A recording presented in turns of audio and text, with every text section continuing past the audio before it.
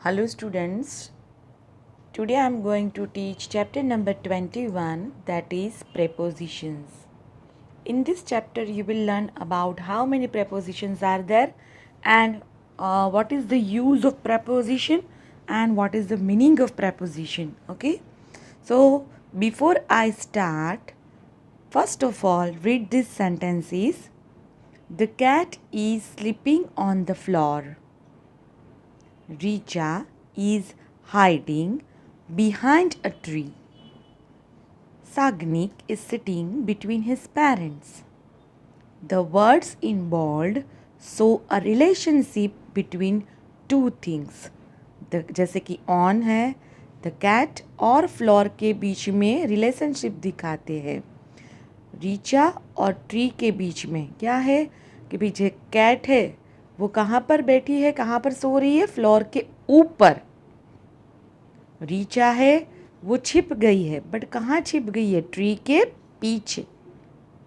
सागनिक है वो कहाँ बैठा है, उसके पेरेंट्स के बीच में. बिटवीन माने बीच में. So the words in bold show a relationship between two things, जैसे the cat and the floor, Richa and the tree, Sagnik and his parents.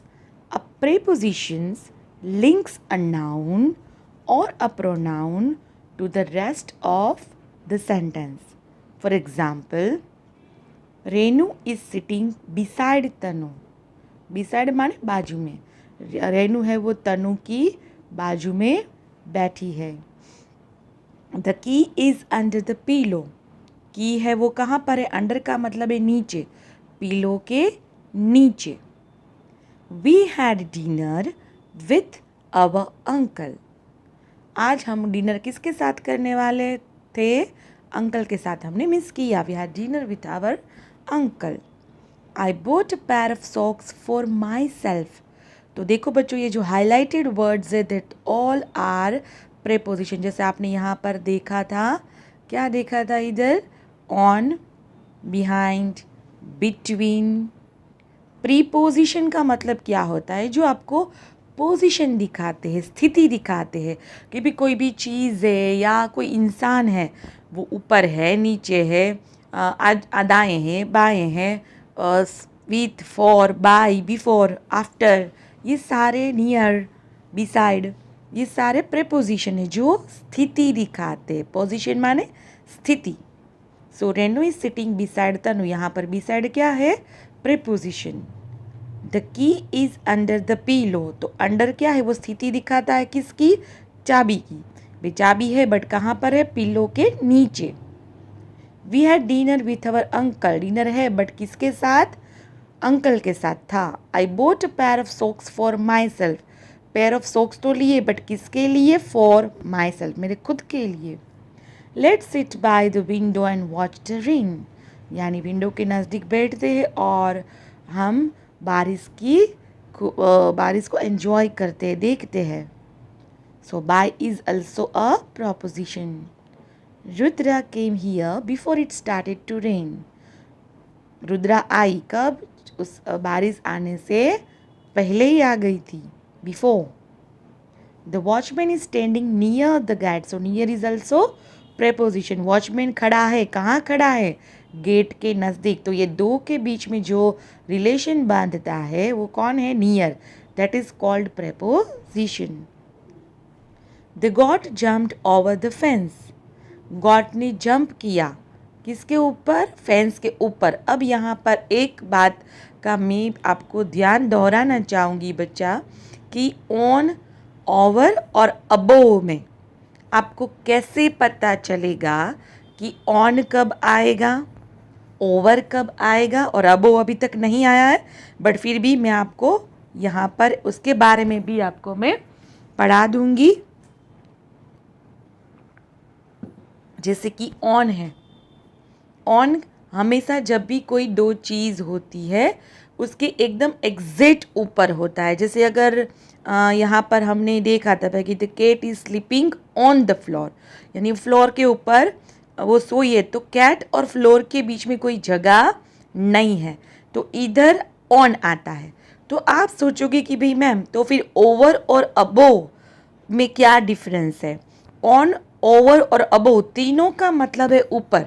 Okay, तो अब ओवर कब आएगा, तो मैं आपको बताऊं बच्चों कि जब एक जगह से दूसरी जगह पर क्या आता है, यानी कि एक से जब दूसरी जगह पर मूवमेंट आता है, एक जगह से दूसरी जगह पर मूवमेंट आता है, और वो भी टच करके नहीं। कैसे? ऐसे ऊपर से। देखो मैं एरो आपको दिखा रही हूँ, ऐसे ऊपर से आ रहा है। जैसे ब्रिज है, यहाँ पर नदी है, तो नदी हम क्या बोलते हैं कि भाई नदी के ऊपर ब्रिज है, तो नदी के ऊपर एग्जिट टच किए होता है ब्रिज? नहीं। वो कैसे जाता है? ऐसे एक जगह से दूसरी जगह जाता है ना, तो जे टच भी नहीं होता है, प्लस में एक साइड से दूसरी जगह जाता है। तो वहाँ पर हम जब मूवमेंट हो तब हम ओवर यूज़ करते हैं। जैसे यहाँ पर गोट जम्प्ड, सपोज यहाँ पर फेंस है, फेंस माने जो कांटे की वाड़ बोलते हैं, यानी कि उसके ऊपर यहाँ पर जैसे वाड़ है ये, बराबर, ये से वॉल है, फॉर एग्जाम्पल ये वॉल है। अब गोट ने ऐसे जंप लगाया, यानी एक साइड से दूसरी जगह जंप लगाया, प्लस में उसमें ये वॉल है, वॉल को टच नहीं किया, ये वॉल है फॉर एग्जाम्पल, और उसने ऐसे छलांग मारी, यानी एक साइड से दूसरी साइड छलांग मारी, प्लस में टच भी नहीं हुआ, तो तब आता है ओवर। जैसे कि मैंने आपको ब्रिज का भी एग्जाम्पल दिया। ओके, फॉर एग्जाम्पल अगर बर्ड है, वो ट्रीज को वो क्या कर रहा है, फ्लाई कर रहा है, बट बर्ड जब फ्लाई करेगा तो उसकी भी मूवमेंट होगी, या ऐसे यहाँ से ऐसे होगा, तो वहाँ पर भी हम ओवर यूज़ करेंगे, यानी जिसमें मूवमेंट आती है और प्लस में टच नहीं होता है, तब हम यूज़ करते हैं ओवर। तो आपके मन में ये डाउट होगा कि भी अबोव कब यूज़ करेंगे, तो सोचो बच्चों कि अबोव माने उसमें भी गैप होता है, यानी कि जैसे कि फॉर एग्जांपल आप फैन के नीचे खड़े हो। ओके, कहाँ पर खड़े हो? फैन के नीचे। तो मैं बोलूँ कि फ़ैन कहाँ है, तो आप क्या बोलोगे? मेरे सिर के ऊपर। बट एक्चुअली वो सिर के ऊपर होता है? नो, उसमें भी बहुत बड़ा गैप होता है, और इसमें भी गैप है, बट क्या है कि फैन है, उसकी मूवमेंट एक साइड से दूसरी साइड होगी नहीं, वो फैन वही स्थिति में ही रहेगा, तो वहाँ पर हम यूज़ करेंगे अबोव। अब फॉर एग्जांपल आप वॉल के साइड खड़े हो, एक दीवार के साइड, और आपके ऊपर क्लॉक है, तो मैं पूछूं वेयर इज़ द क्लॉक, तो यू आप क्या बोलोगे? भाई it is on my head, वो मेरे head, it is on my head? No, क्योंकि वो क्लॉक आपको छूती नहीं है, तो आप क्या बोलोगे? It is above my head. क्यों अबोव? क्योंकि वहाँ पर मूवमेंट नहीं है, क्लॉक वहाँ पर ही चिपकी रहने वाली है, उसमें मूवमेंट नहीं है, और वो क्लॉक बहुत ऊपर है, इसलिए हम यूज़ करेंगे अबोव। अब समझ में आया कि ऑन, ओवर और अबोव में क्या डिफरेंस होता है। अब हम समझेंगे दूसरे prepositions. There were books in the box, वहाँ पर बॉक्स में क्या है? बुक्स, बुक्स है। I received a letter from my aunt, तो इन, फ्रॉम, ये सब क्या है? प्रेपोजिशन। एक और प्रेपोजिशन मैं आपको बता दूँ, शायद इसमें है या नहीं, I don't know, but into के बारे में भी मैं आपको बच्चों बता दूँ कि what is the difference between in and into. जैसे कि ये इन है, तो कोई भी, जैसे कि फॉर एग्जांपल मैं आपको मस्त एक एग्जांपल देती हूँ कि आपके पास बॉटल है, और आपके फ्रेंड ने पूछा कि भाई is there any water in the bottle, तो आपकी बोतल एक्चुअली एक जगह पर है, और उसने पूछा कि भाई आपकी बोतल में पानी है कि नहीं, तो इन द बॉटल, और वो बॉटल में जो पानी है वो वही स्थित है, यानी कि वो हिल नहीं रहा है पानी, तो वहाँ पर हम इन करेंगे। बट फिर आपका फ्रेंड बोले हाँ आज तो मैंने पानी ही नहीं पिया, पूरी बोतल वैसी की वैसी ही है, चल एक काम करता हूँ, मैं मेरी बोतल में से तुझे पानी दे देता हूँ। तो वो आप क्या करते हो? आप अपनी बोतल से अपने फ्रेंड को बोतल में पानी डालते हो। तो जब आप पानी डालते हो, यानी आप पोर कर रहे हो, पोर कर रहे हो माने उसमें क्या आया? एक्शन आया। So you pour the water into the bottle, क्या आएगा? इनटू। तो जब भी मूवमेंट आता है तो इनटू। फॉर एग्जाम्पल अगर कोई डायरेक्ट स्विमिंग पूल में ही है तो क्या बोलेगा? भाई I am in the swimming pool, I swim. Okay, but I swim in the swimming pool. But अगर कोई जंप लगा रहा है स्विमिंग पूल पर तो क्या होगा? I jump in the swimming pool? No, I jump into the swimming pool. Understand? और यहाँ पर एक एक्सरसाइज है जो बहुत ईजी है, आपको सिर्फ आइडेंटिफाई करना है प्रेपोजिशन को और कुछ नहीं, और उसे अंडरलाइन करना है. So underline the prepositions in this sentences. I met my friend in the morning. तो यहाँ पर कौन सा प्रेपोजिशन है? In. There is a car at the door. At माने तरफ, हमारे सामने. कार डोर के सामने है. At is also preposition. It started raining before 5 o'clock. So which preposition is there? Before. Leela is unwell. She has been absent for 4 days. So for is also preposition. Naresh Scott's is on the rack. On is preposition. Philip sits at the back of the classroom between Mona and Harris. So at and between both are prepositions. Aziz lives near the school. Near is also preposition. The rabbit is sitting under the table. Under is also preposition. He arrived at the station before the train could leave. So at and before both are prepositions. Jayant is going to Ooty with his parents. So with is also preposition. So आपने देखा कि आपको सिर्फ टिक करना था. It's very sorry, आपको सिर्फ underline करना था आइडेंटिफाई करके. Now we will understand the next exercise. Tick the correct preposition to complete the paragraph. For example, mischievous Mickey is a tiny mouse. जो आपको इधर देख रहा है, mischievous माने शैतान. Who never stays dash in one place. Who never stays on one place? No, in one place. He lives dash a hole. तो on a hole, hole के ऊपर रहता है कि hole के अंदर? अंदर है. अंदर है माने क्या आएगा? in. अब at the kitchen floor के below the kitchen floor?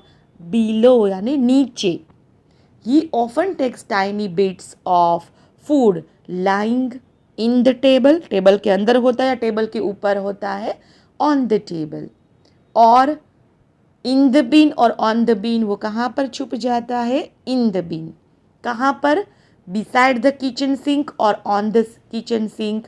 beside the kitchen sink. He peeps का मतलब होता है देखना. He peeps over या above to bin to see if the cat is out. देखो वो यहाँ से इधर ऐसे झाँकेगा, तो ऐसे एक साइड से दूसरी जगह, तो क्या आएगा? He peeps over the bin to see if the cat is out. If he is not there, Mickey runs around. Once when he was dazed the chair, he heard a meow. When he was under the chair, he heard a meow. वो बाहर निकला था. कहाँ पर? और फिर छिप कहाँ पर बैठा था? चेयर के नीचे. He heard a meow. Dazed the kitchen door. At the kitchen door, Mickey ran and ran, found another hole near the wall and escaped. At the wall? No, near the wall. Understand? Now complete these sentences with the correct prepositions. The books are dash the bag. तो आप सोचो, अगर आपको पता ना चले तो बेटा क्या करो, मैं आपको एक इजी हिंट देती हूँ. आप वो पिक्चर्स को अपने सामने रखो. जैसे बुक्स है, बुक्स कहाँ पर है? बैग के अंदर, तो क्या आएगा? इन. अंडरस्टैंड? आप पिक्चर्स को अज्यूम करो. क्लीन योर वाउंड यानी अगर आपको कुछ लगा है तो आप उसको पानी के साथ धो लो. तो साथ माने क्या होता है? विथ.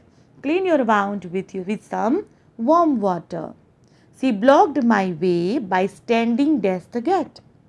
उसने मेरा रास्ता बंद कर दिया. by standing dash the gate. Gate के हम कभी कभी खड़े हो जाते हैं ना गेट के आसपास, गेट के पूरा कवर करके, तो standing near the gate. She has been working dash the office all night. She has been working in the office all night. वो ऑफिस के अंदर काम करती है. You have to wait dash Diwali before you can go home again. You have to wait for Diwali before you can go home again. Days in summer the gardens are full of beautiful flowers. In summer, okay, summer के अंदर gardens है वो अच्छे अच्छे flowers है और यहाँ पर मैंने कैपिटल नहीं किया है, बट आई कैपिटल कर देना बच्चों। I go to school early in the morning. आपको पता है मॉर्निंग के साथ क्या आता है? In the morning, in the evening. My home is this the side of lake, यानी कि मेरे घर से एक तालाब का नज़ारा मस्त दिखता है। तो क्या आएगा? By the side of a lake. We started for the picnic before breakfast and were back home after lunch. Breakfast के पहले हम निकलेंगे और लंच के बाद हम घर पे वापिस आ जाएंगे। Neeta and her brother were sitting behind their father on the scooter, जो आपको दिखाई दे रहा है। बिहाइंड माने क्या आएगा? पीछे। अब अगर यहाँ पर नीता एंड हर ब्रदर दोनों की बात आई, बट अगर नीता अकेले की बात होती तो हम क्या लिखते कि Neeta is sitting between her father and brother, but यहाँ पर दोनों भाई बहन की बात आई है, इसलिए हम क्या यूज़ करेंगे? बिहाइंड। बिहाइंड का मतलब होता है पीछे और बिटवीन माने बीच में।